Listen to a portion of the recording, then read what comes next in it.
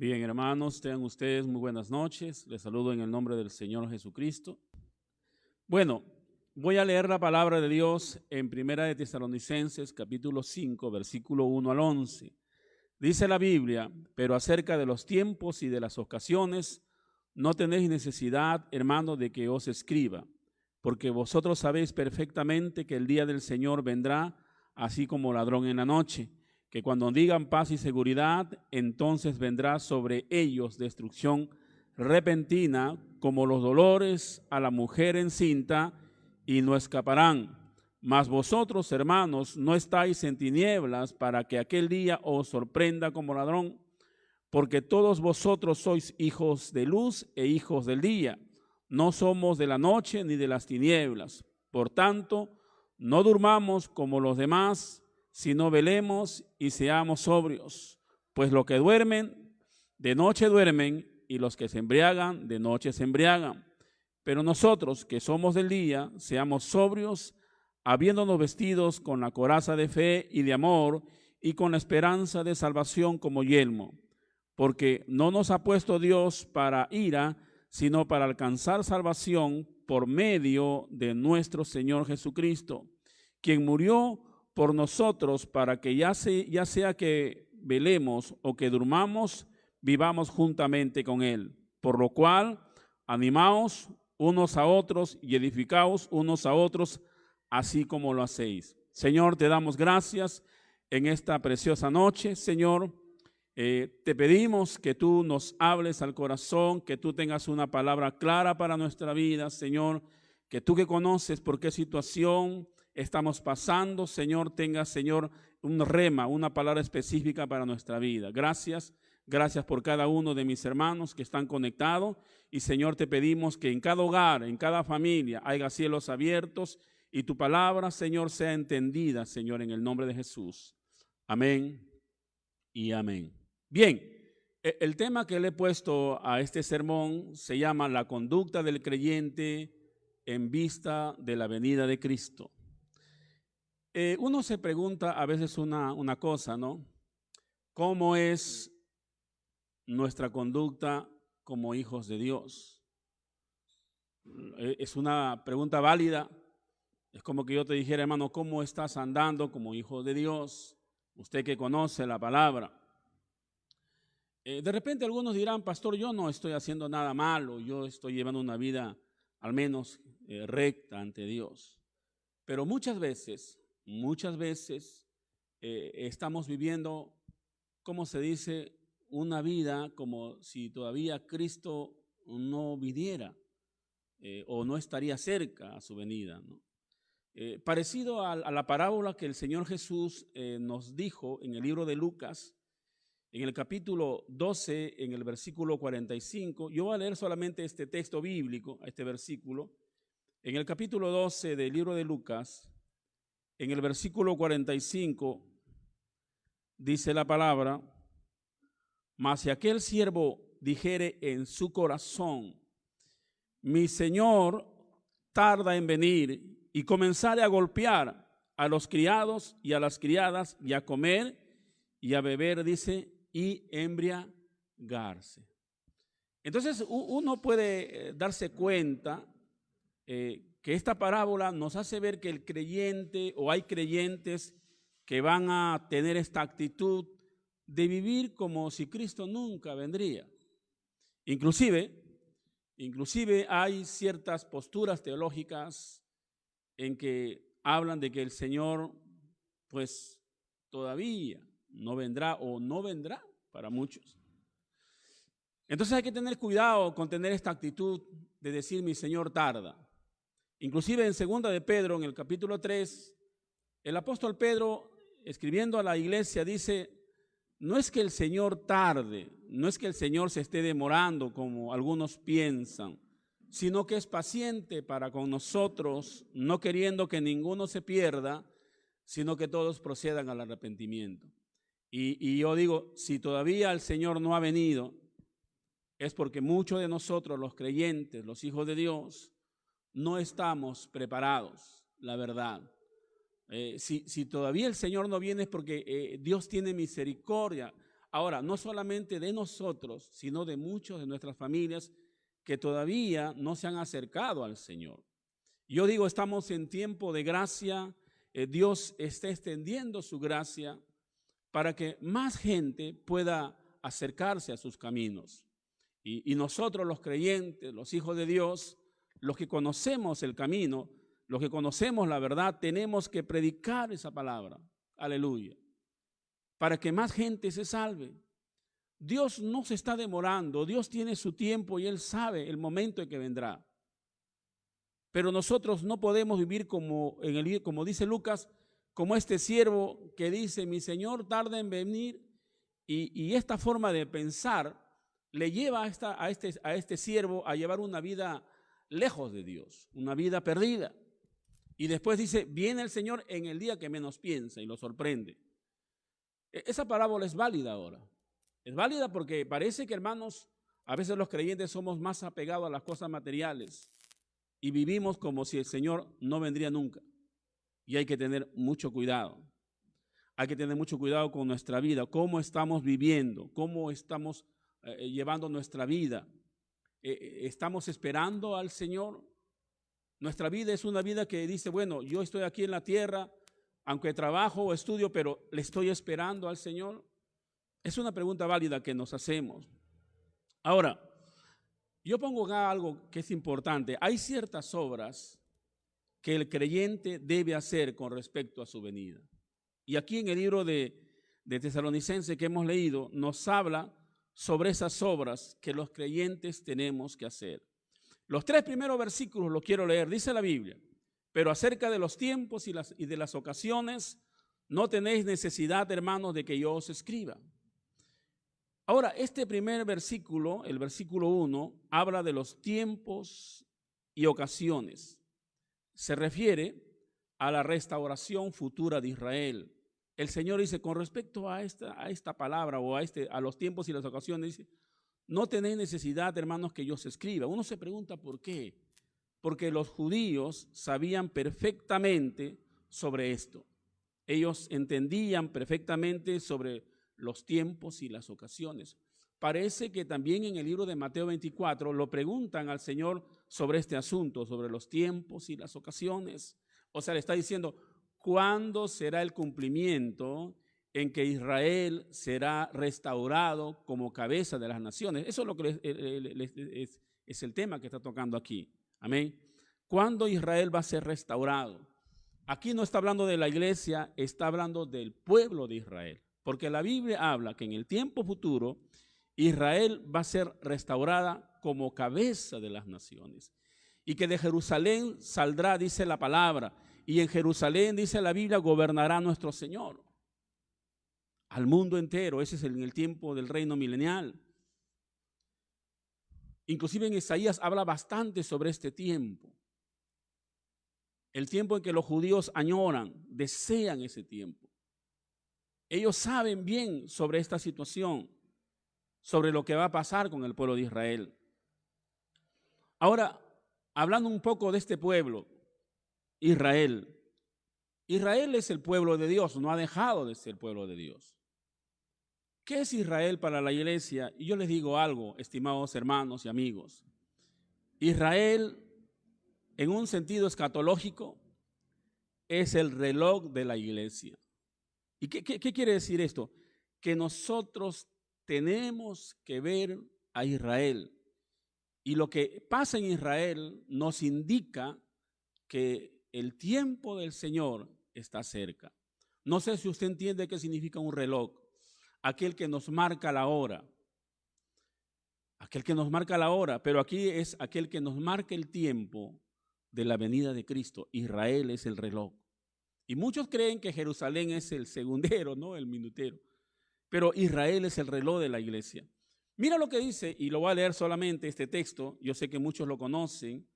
En Mateo 24:32, Mateo capítulo 24, el versículo 32, miren lo que dice ahí la palabra. Escuchen por favor. Mateo 24:32 dice, de la higuera aprended la parábola, cuando ya su rama está tierna y brotan las hojas, sabéis que el verano está cerca. Así también vosotros, cuando veáis todas estas cosas, conoced que está cerca a las puertas.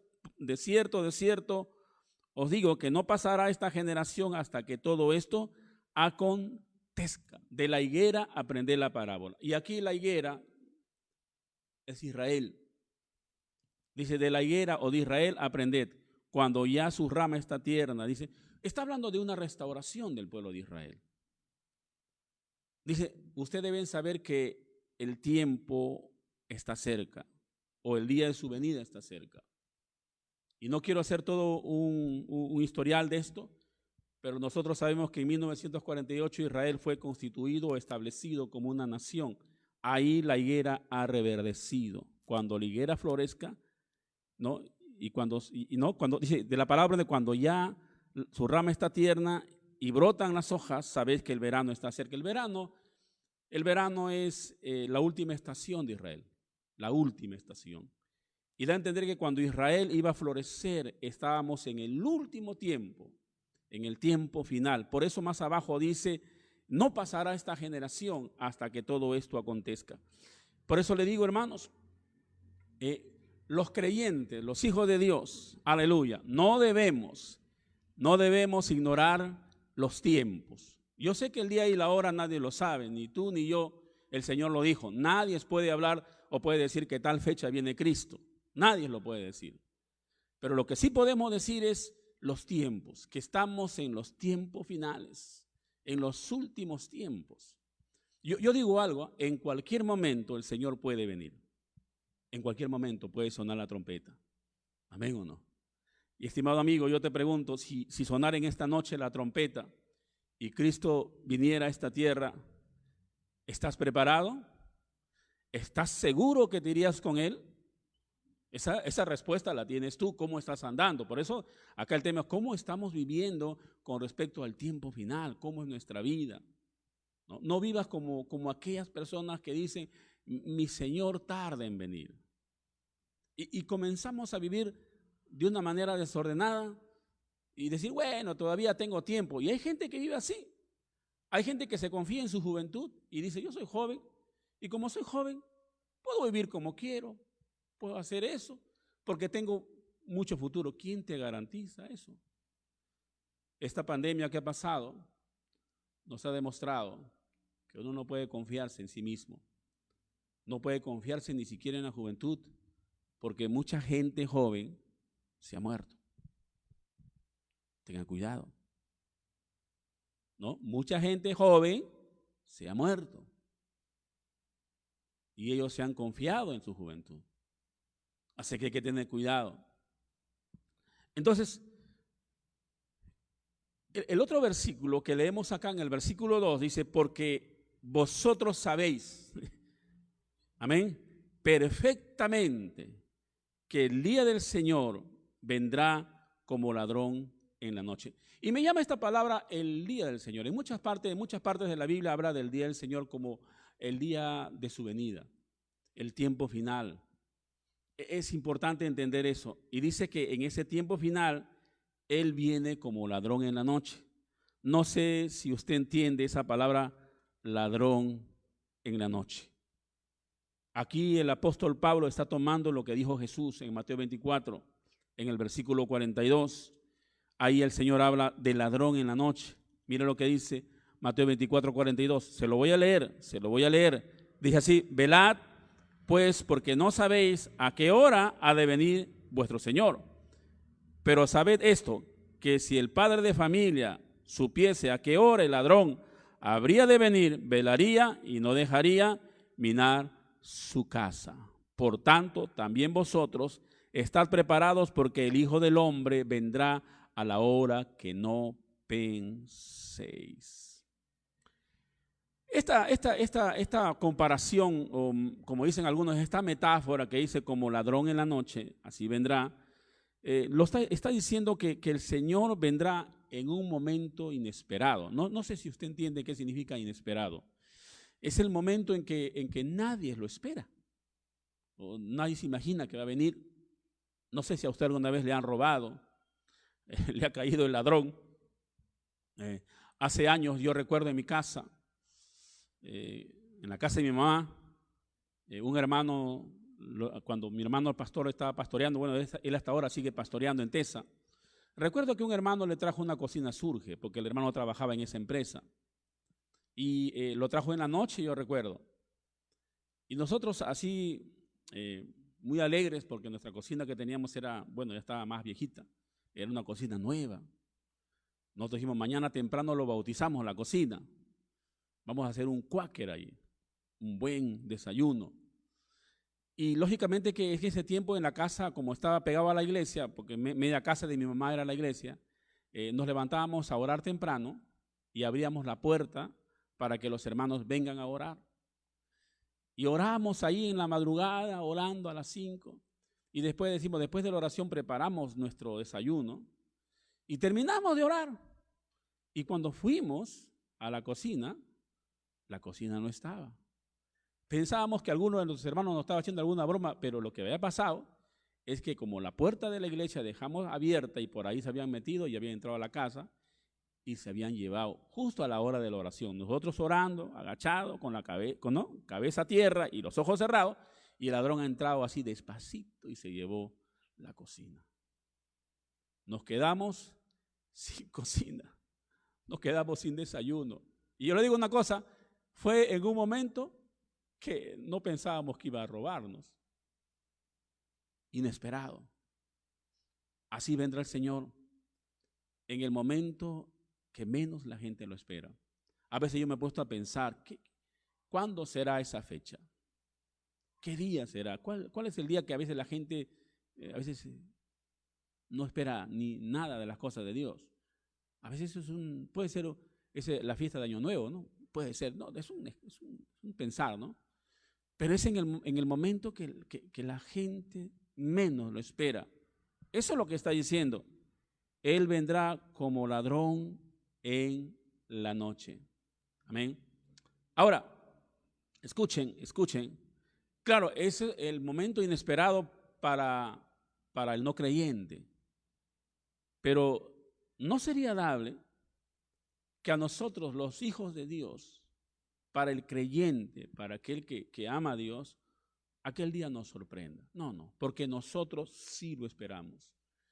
Y nosotros debemos vivir, hermanos, cada día como ese día vendría el Señor. Como que ese día vendría el Señor. Cada día me consagro al Señor, cada día busco a Dios, como que ese día viene el Señor. Con ese fervor, con esa entrega, hoy día como si vendría el Señor. Así tengo que consagrarme. Entonces, nunca nos va a sorprender aquel día. No nos va a sorprender. Yo te lo aseguro que si tú vives así, no te va a sorprender, hermanos. Ahora, el otro versículo, el versículo que sigue, amén, el versículo 3 dice que cuando digan paz y seguridad, entonces vendrá sobre ellos destrucción repentina, como los dolores de la mujer encinta, y no escaparán. Ahora, entonces, dice ahí, vendrá sobre ellos. Me llama la atención este pronombre ellos, ¿no? Tercera persona plural es eso, ¿no? Es esa palabra. Refiriéndose a la gente que no cree en el Señor, a la gente incrédula. Entonces ellos, cuando digan paz y seguridad, uno se pregunta, ¿paz y seguridad? ¿Qué es lo que está buscando la gente? ¿Qué es lo que están buscando las naciones? Es eso. Las naciones están buscando paz y seguridad. ¿No se da cuenta las guerras que hay? Ahorita hay una guerra en el Cáucaso, una guerra que hay por ahí. Pero también hay una guerra entre Estados Unidos y China, le llaman la nueva Guerra Fría. ¿No? Hay una guerra por ahí. No hay paz, no se ponen de acuerdo. Hay bloques ahora. Está ¿cómo se llama? La OTAN, que es un bloque europeo. Ahí también se añade Estados Unidos. Y el otro bloque es Rusia, China, Irán, y de Yapita está Venezuela. ¿No? Digo así. Son bloques que se están formando y que se contraponen. No hay paz. Estados Unidos está ahí y Rusia está también ahí. Estados Unidos tiene bombas nucleares, Rusia también lo tiene. O sea que, y por eso que Putin dice, acá hay una guerra, nadie la va a ganar. Dice, pero yo también estoy dispuesto a apretar el botón. O sea, tengan cuidado. O sea, pero lo que está buscando el mundo es paz. Es paz. Y te aseguro, y la Biblia dice, cuando digan ellos, la gente que no conoce a Dios, ¿no? Cuando paz y seguridad, entonces vendrá sobre ellos destrucción repentina. Y esta palabra me llama la atención, la palabra destrucción repentina, refiriéndose a la gran tribulación. La gran tribulación. Ahora, escúchame, la gran tribulación es un periodo de tiempo, como la palabra mismo lo dice, gran tribulación, es un tiempo de gran tribulación, y dice la Biblia, cual nunca lo hubo, ni lo habrá tampoco. Es un tiempo, y la Biblia habla como el tiempo de la ira de Dios sobre el mundo. Usted sabe, hermanos, que Dios está teniendo paciencia con este mundo, a pesar de tantos pecados que hay en este mundo, tantos asesinatos, tantos abortos, tanta maldad, tanto robo. Pero llega un punto en que Dios dice hasta aquí nomás. Y ese es el tiempo en la gran tribulación. Es conocida como el día de la ira de Dios. Ahí es cuando Dios va a desatar su ira sobre el mundo incrédulo. Será un tiempo de mucho dolor. Será un tiempo de mucho sufrimiento. Dice la palabra de Dios, y no lo digo yo, en Apocalipsis 5, dice va a ser un tiempo, inclusive va a ser unos tiempos, donde la gente buscará la muerte y la muerte huirá de ellos. Porque la gente se va a querer matar debido al tanto dolor y sufrimiento. Es un tiempo terrible. Por eso dice, cuando digan paz y seguridad, entonces vendrá sobre ellos destrucción repentina. Y dice, y no escaparán. Porque nadie va a escapar de ese día. Solamente sabes quiénes van a escapar, y yo lo digo así con mucha seguridad, la iglesia. La iglesia no va a pasar por este tiempo, hermanos. La iglesia del Señor, usted creyente, usted hijo de Dios, si usted cree en Jesucristo, si usted cree en el Señor, usted no va a pasar por este tiempo. Amén. La gran tribulación no es para el creyente. Antes de que venga la gran tribulación, el Señor se lleva a su iglesia. Y yo te voy a demostrar por qué la iglesia no pasa ese tiempo de la gran tribulación. Amén. Hay 3 razones que yo pongo. Puede haber más. Número 1, ¿por qué la iglesia no va a pasar el tiempo de la gran tribulación?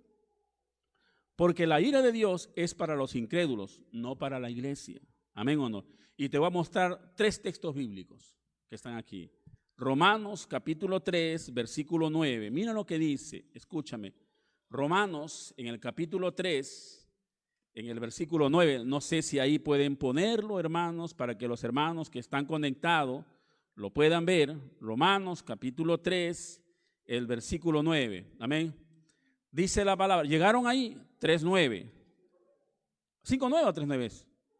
A ver, 5:9, disculpe, 5:9. Tiene razón, me están corrigiendo aquí. La luz, bueno, acá, 5:9, disculpe. Romanos capítulo 5, versículo 9, dice, amén, ¿llegaron? Pues mucho más, estando ya justificados en su sangre, dice la palabra, por él seremos salvos de la ira. Amén. ¿Seremos salvos de qué? De la ira. Estando ya justificados por su sangre, vamos a ser nosotros salvos de la ira de Dios. Y conociendo la ira de Dios, refiriéndose también a este día, a esta fecha de la gran tribulación. Otro texto, 1 Tesalonicenses capítulo 1, versículo 10. Aleluya. Más adelante, 1 Tesalonicenses, amén, en el capítulo 1, yo quiero que vayan el versículo 10. Amén. 1 Tesalonicenses capítulo 1, versículo 10, dice así, y esperar de los cielos a su Hijo, el cual resucitó de los muertos, a Jesús, quien nos libra de la ira venidera. Amén. Y ahí las palabras de Dios es clara, dice, quien nos libra de la ira venidera. Y la ira venidera se refiere a la gran tribulación. Amén. Otro versículo, porque tenemos que sustentar bien esta parte, Apocalipsis capítulo 3, el versículo 10. Amén. Apocalipsis capítulo 3, versículo 10 dice, por cuanto has guardado la palabra de mi paciencia, yo también te guardaré de la hora de la prueba que ha de venir sobre el mundo entero para probar a los que moran sobre la tierra. Amén. Y aquí nos habla que el Señor también nos va a librar de ese día, de la hora de prueba. Esa es la gran tribulación. Por eso yo puedo afirmar, hermanos, escúchame por favor, que la iglesia no va a pasar por este periodo. Antes que esto suceda, dice la palabra que el Señor se llevará a su iglesia, y eso se llama el arrebatamiento de la iglesia. Y yo creo que el arrebatamiento de la iglesia va a ocurrir en cualquier momento.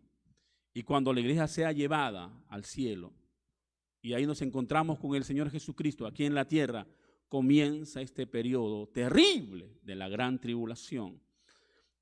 Dije que eran 3 razones. La segunda, en Apocalipsis, en el capítulo 4, amén, si uno va ahí nos revela, hermanos, que la iglesia en el capítulo 4 ya se encuentra en el cielo. Amén. Usted léalo en su casa. En Apocalipsis, en el capítulo 4, nos habla de 24 ancianos que representan a la iglesia tanto del Antiguo como del Nuevo Testamento. Amén. En Apocalipsis, en el capítulo 4, nos habla del mar de cristal o mar blanco, por decir así, ¿no? Que representa a todos los santos que están frente al trono del Señor. Ahí, en el capítulo 4, está la iglesia ya en el cielo. Y en el capítulo 6 ya comienza la gran tribulación.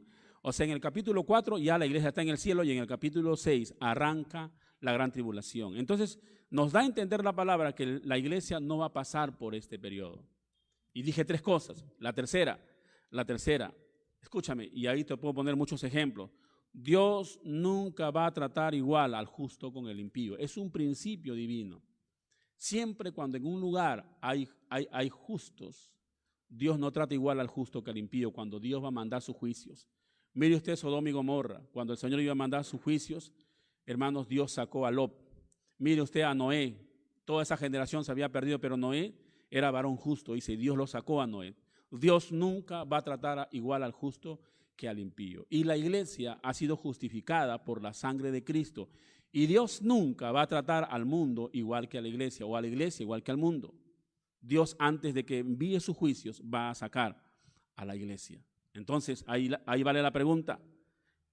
¿Es usted parte de la iglesia, amado hermano, amigo? ¿Usted es un miembro del cuerpo de Cristo? ¿Usted es un hijo de Dios? Para que usted sea librado, tiene que ser parte de la iglesia. Y la única forma de uno formar parte de la familia de Dios es creyendo en Jesucristo como tu Señor y Salvador personal y arrepintiéndonos de nuestros malos caminos. Es la única forma, no hay otra forma. Aleluya. Ahora, el segundo punto que quiero tocar, porque el primer punto que hemos tocado, hermanos, en esta noche, es no ignorar los tiempos. Lo segundo que quiero tocar es, aquí nos habla Pablo de vivir una vida santa. Amén. No sé si usted entiende qué significa santo. La palabra santo significa separado. No vivir como otros. Mira lo que dice el texto en el versículo 4 del capítulo 5 del 1 Tesalonicenses. Mas vosotros, dice, hermanos, no estáis en tinieblas, para que aquel día os sorprenda como ladrón. Ahora, esta palabra, no estás en tinieblas, ¿no? La palabra no estar en tinieblas implica no vivir en pecado, porque la palabra tinieblas equivale a vivir una vida de pecado. La gente que no conoce a Dios está en tinieblas. La Biblia habla mucho sobre las tinieblas y te voy a hablar algunos versículos de las tinieblas. Juan 3:19, mira lo que dice con respecto a las tinieblas. Juan capítulo 3, el versículo 19. No sé si pueden compartir ahí, gloria a Dios, 3:19. Dice la palabra, aleluya, aquí está en mi Biblia, 3, capítulo 19, dice así. Y esta es la condenación, que la luz vino al mundo y los hombres amaron más las tinieblas que la luz, porque sus obras eran malas. Entonces la palabra tinieblas equivale a vivir una vida de pecado. Nosotros no vivimos de esa manera. Otro texto, Romanos 13:12. Amén. Romanos capítulo 13, en el versículo 12, también nos habla acerca de tinieblas. Gloria a Dios. Romanos capítulo 13, el versículo 12, dice así la palabra de Dios. Aleluya. Dice así: la noche está avanzada y se acerca el día. Desechemos pues las obras de las tinieblas y vistámonos las armas de la luz. Desechemos las obras de las tinieblas. Amén o no. Desechemos la vida de pecado. Y Efesios capítulo 5, en el versículo 11, amén. Efesios capítulo 5, en el versículo 11, gloria a Dios. Mira lo que dice con respecto a esta parte. Dice así la palabra de Dios: y no participéis de las obras infructuosas de las tinieblas, sino más bien reprendedlas. Entonces ahí cabe esta parte, amén.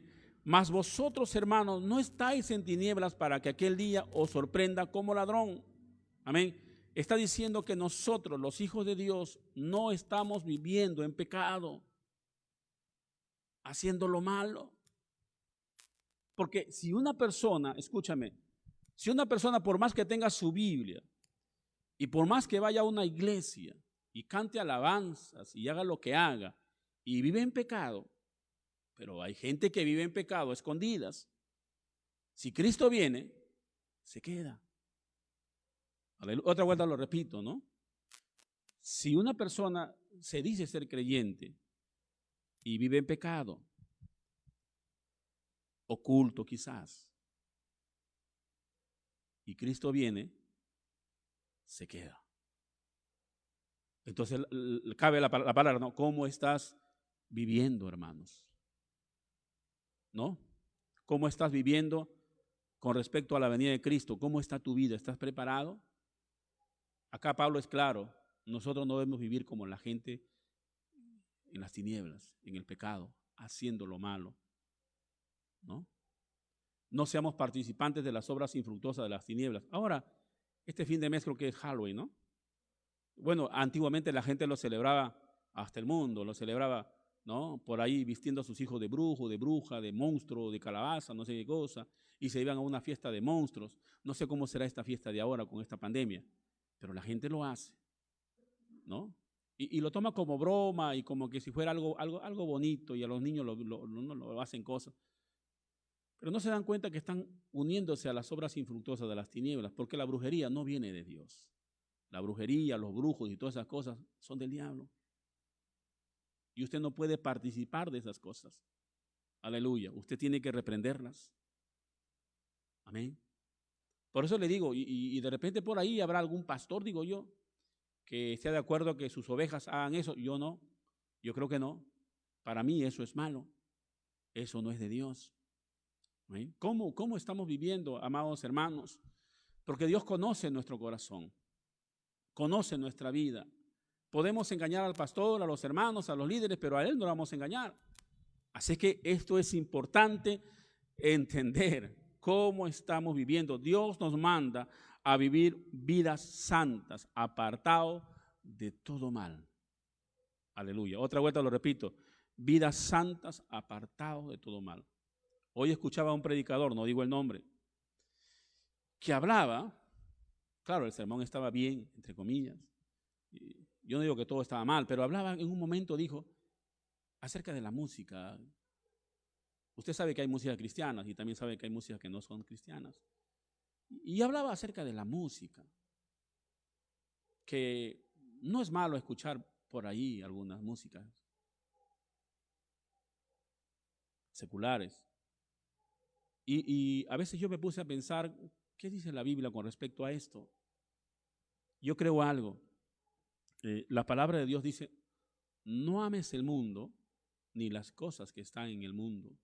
Si alguno ama al mundo, el amor del Padre no está en él. Y hay que tener cuidado en eso, porque la música secular es parte de este mundo. Y en la música secular encontramos todo tipo de música, hasta música sensual, hasta música metalera, ¿no? Hasta música que lleva mucho a la infidelidad, ¿no? También al asesinato o a cuantas cosas, ¿no? Mátala, mátala, no tiene corazón, mátala a esa mujer, diciendo, ¿cómo? Entonces, eso yo no creo que un creyente deba estar ahí con esas músicas coreando, ¿no? La verdad que a veces se ve esto, pero la palabra nos dice que tenemos que vivir vidas santas, vivir como hijos de Dios, porque el versículo 5 dice: porque vosotros sois hijos de la luz, ¿no? Hijos del día, no somos hijos de la noche ni de las tinieblas. Y nosotros somos hijos de Dios, escúchame, somos hijos de Dios, y como hijos de Dios debemos vivir así. Nuestra vida debe ser una vida como lo que somos. ¿Amén o no? Debemos vivir como hijos de Dios. Yo estaba viendo algunos textos con respecto a esto, de vivir como hijos de Dios. Efesios capítulo 4, en el versículo 17 dice así, yo lo voy a leer, amén. Ahí sí pueden poner el texto, amén. Sería bueno para que los hermanos puedan leerlo. Dice la Biblia, 4:17 dice, esto pues digo, y requiero en el Señor, que ya no andéis como los otros gentiles, que andan en la vanidad de su mente. Se refiere cuando dice gentiles, se refiere a la gente que no tiene a Dios. Amén. Porque esa gente anda en la vanidad de su mente. O sea, todo lo que su mente le dice, eso hacen, pues, ¿no? Lo que le viene, ¿no? Amén. Dice, dice, el entendimiento entenebrecido, amén, ajenos a la vida de Dios, por la ignorancia que en ellos hay. O sea, lo que dice acá Pablo es que la gente que no tiene a Dios hace lo que hace porque hay ignorancia en ellos. Amén. Y no solamente ignorancia, dice, y porque hay dureza en su corazón, por la dureza de su corazón. Los cuales, dice, después que perdieron toda sensibilidad, se entregaron a la lascivia. Lascivia son, usted sabe, mirar con lascivia con deseo, ¿no? Dice, para cometer con avidez toda clase de impureza. Ya usted sabe, toda clase de impureza, inclusive en lo inmoral. Amén. Mas vosotros no habéis aprendido así de Cristo, o a Cristo, dice acá. Si en verdad lo habéis oído y habéis sido por él enseñados, conforme a la verdad que está en Jesús. En cuanto a la pasada manera de vivir, y escuche, esta palabra cuando dice pasada de manera de vivir, se refiere cuando no éramos creyentes, cuando yo no era creyente, cuando usted no era creyente, recuerde usted cómo vivía, amén, lo que hacía, amén, vivíamos, algunos eran muy borrachos, y algunos mentirosos y cosas como esa es la pasada manera de vivir, dice, despojaos del viejo hombre. El viejo hombre es esa personalidad que teníamos antes de ser creyentes, que está viciado conforme a los deseos engañosos. Amén. Ese hombre antiguo, esa persona antigua que es nuestro antiguo ser, está viciado con todas las cosas de este mundo. Dice, hay que despojarse. Y renovaos en el espíritu de vuestra mente, dice la palabra, en lo más profundo de nuestra mente. Y Romanos 12:2 dice, 12:2 habla de renovar nuestro entendimiento con la palabra de Dios. Dice, y vestíos del nuevo hombre, creado según Dios en la justicia, en santidad y en la verdad. Amén. Entonces, está hablando de una nueva vida, hermanos, en el creyente. Los hijos de Dios, escúcheme, si usted es un hermano nuevo, amén, que recién está en el camino de Dios, yo te exhorto en el amor de Dios a andar como creyente. Amén. Te exhorto en el amor de Dios a andar como un hijo de Dios. Si antes usted era mentiroso y la mentira era parte de su vida, ahora quite la mentira de su vida. Amén o no. Si usted era chismoso, quite el chisme de su vida. Si a usted le gustaba mirar cosas que no debe, ya no lo haga, porque usted ahora debe llevar una nueva vida en Cristo. Así debemos ser los hijos de Dios, llevar una vida santa. La palabra santidad no significa perfección, sino apartarme de todo lo malo, de todo lo que a Dios no le agrada. Cada cosa que yo voy a hacer, a veces tenemos que preguntarnos, amigo, hermano, si tú vas a hacer algo, pregúntate esto, si lo que yo voy a hacer agrada a Dios o no. Si no le agrada, no lo hagas. Así de sencillo. Es un principio que debe regir tu vida. Si esto que yo voy a hacer no le agrada a Dios, no lo hago. Amén, porque yo no quiero agradar al hombre. ¿A quién quiero agradar? A Dios. ¿Cuántos dicen amén? Claro, así tiene que ser. Tengo que agradar a Dios.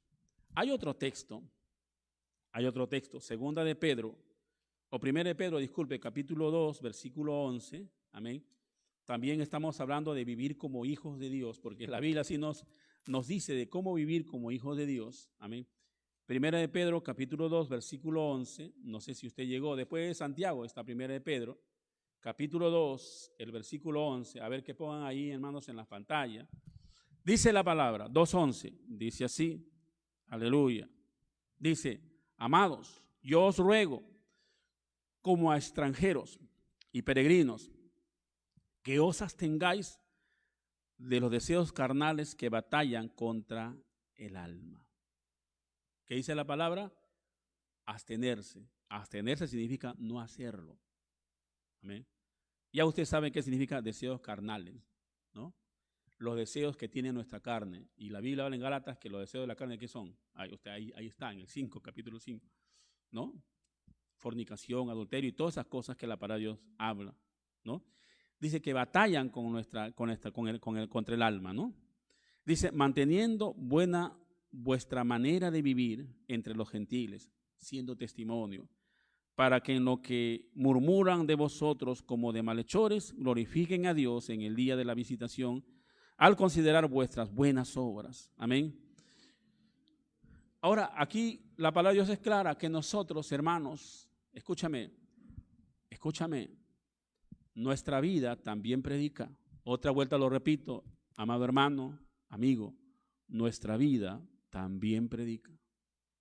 Cuando usted da testimonio de ser un buen hijo de Dios, a la gente, a los vecinos de tu barrio, en el trabajo donde tú estás, amén, en el estudio donde tú estás, cuando usted, hermano, escúchame,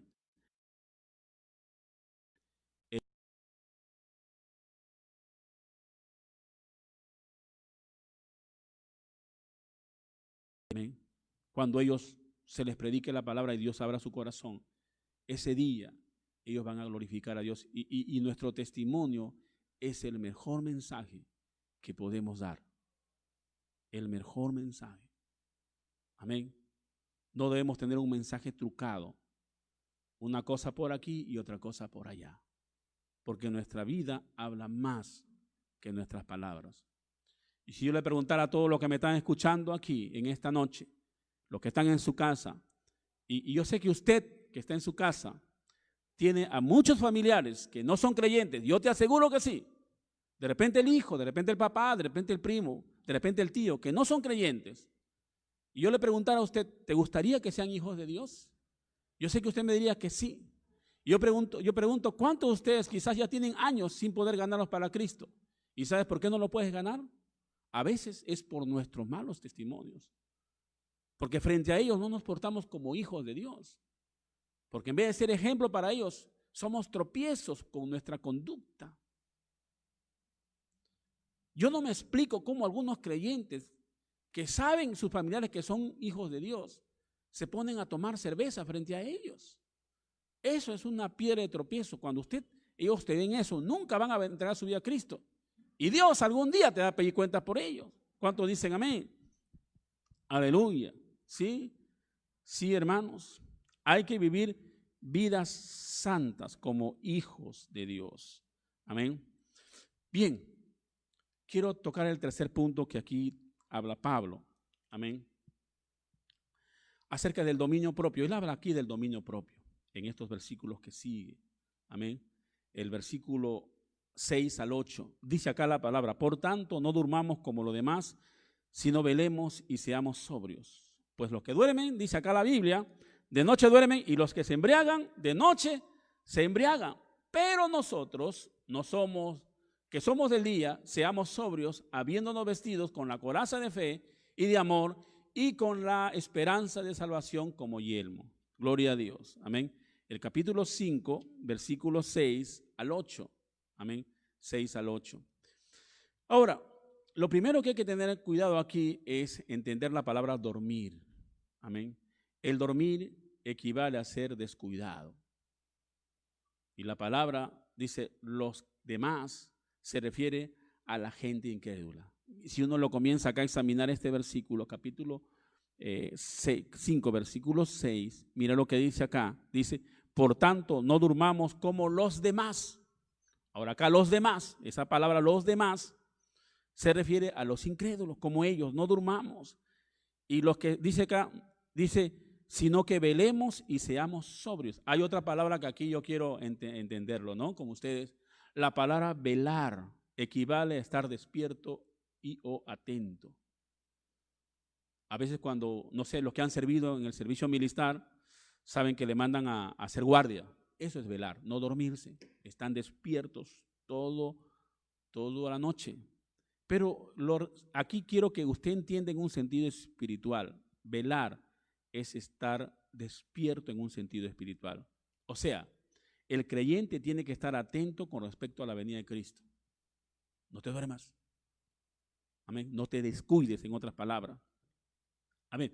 Pero dice la palabra, seamos sobrios. Amén. Seamos sobrios. Yo estaba viendo la palabra sobrio. Sobrio, encontré una definición que dice no ser dominado por el alcohol. O sea, una persona sobria es aquel que no se deja dominar por el alcohol, o sea, no toma. Y uno se pregunta, ¿ser dominado por el alcohol? ¿El alcohol domina a aquellos que toman? ¿No? Y hay cosas que a veces dominan al ser humano. Lo que está diciendo acá, no te dejes dominar por cosas. Y uno se pregunta, ¿qué cosas nos pueden dominar en esta vida a los creyentes o a las personas? Hay cosas que a veces nos dominan. Yo conozco de creyentes que a pesar de ser hijos de Dios, están dominados por los vicios. ¿Aló? Hay creyentes, hermanos, y yo he conversado con algunos que están dominados por el internet. Los controla. Y ven páginas que no deben ver. ¿Por qué? Y eso no está bien.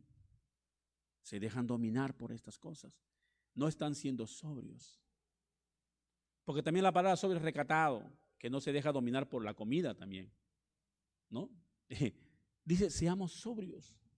Seamos sobrios. En el versículo 6 dice, por tanto, no durmamos como los demás, sino que velemos y seamos sobrios. Dice, por los que duermen, de noche duermen, y los que se embriagan, de noche se embriagan. Gloria a Dios. Amén.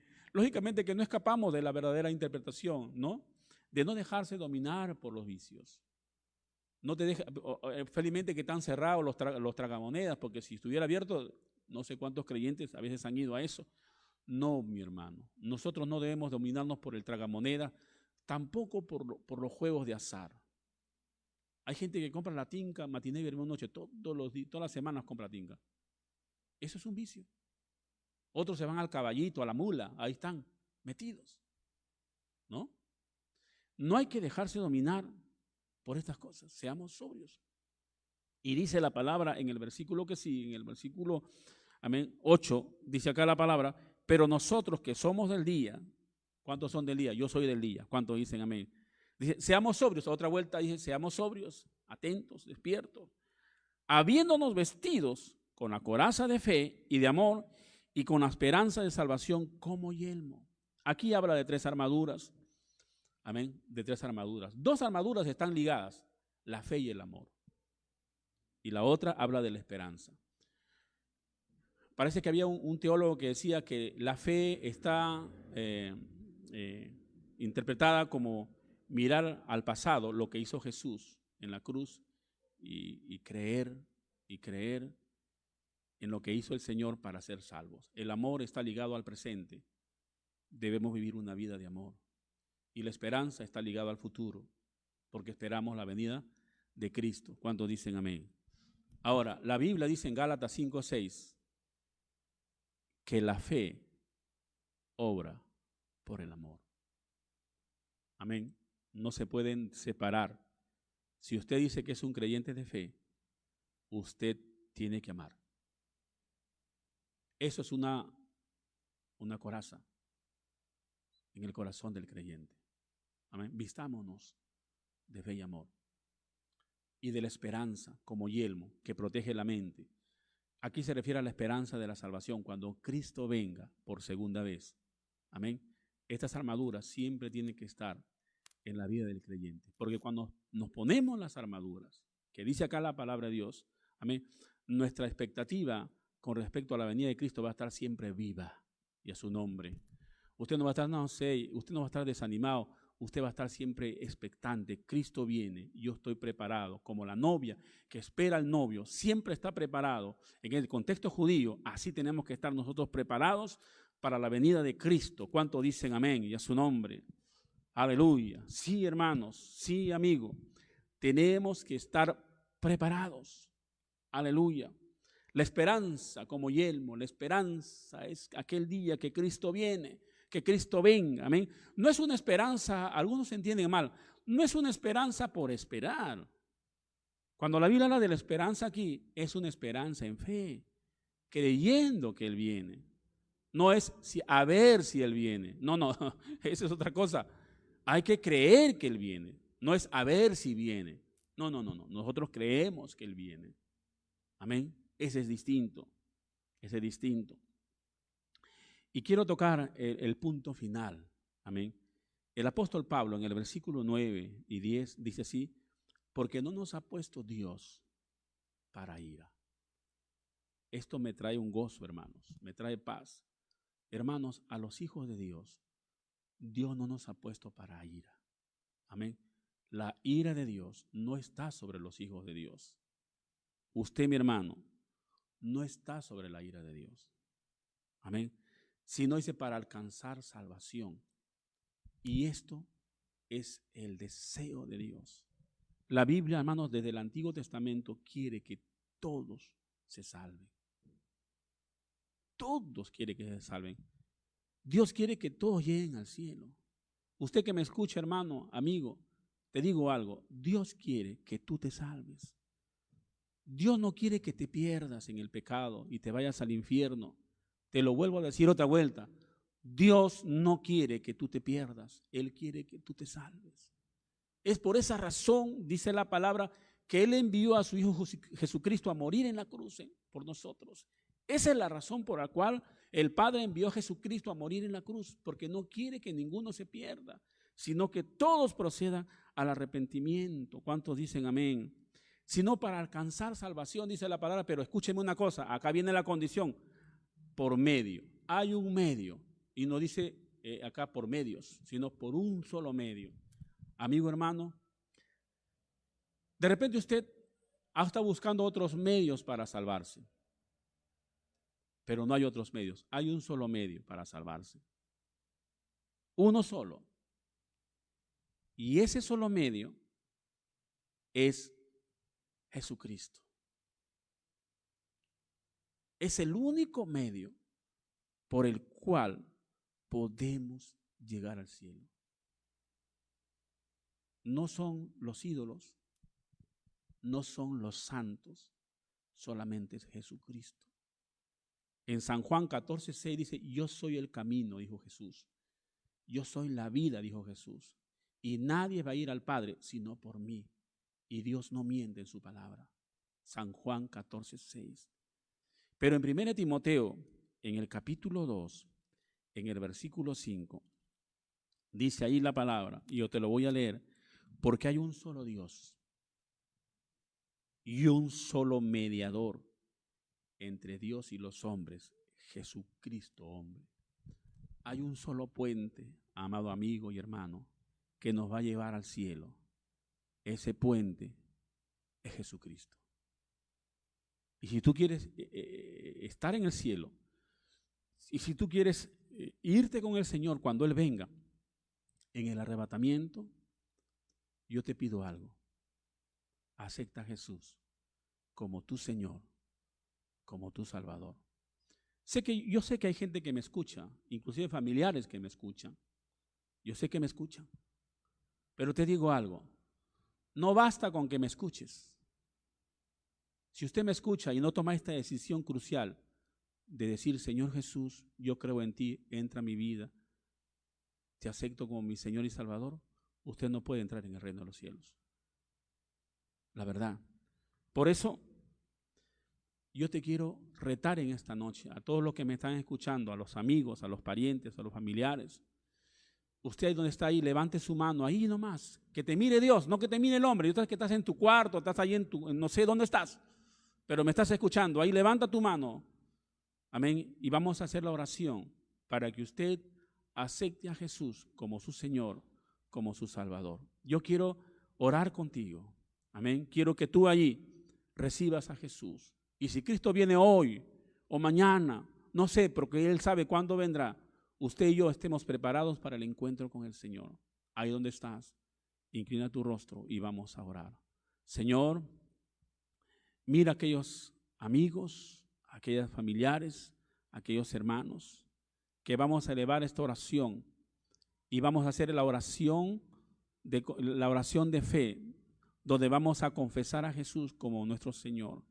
Jesús, en esta noche, dile, yo te acepto, dile, como mi Señor, como mi Salvador, dile, perdona mis pecados y haz de mí una nueva criatura. Dile, yo confieso con mi boca que ahora Jesús es mi Señor y creo con mi corazón que el Padre lo levantó de los muertos. Yo ahora me declaro como parte del cuerpo de Cristo, como la familia de Dios.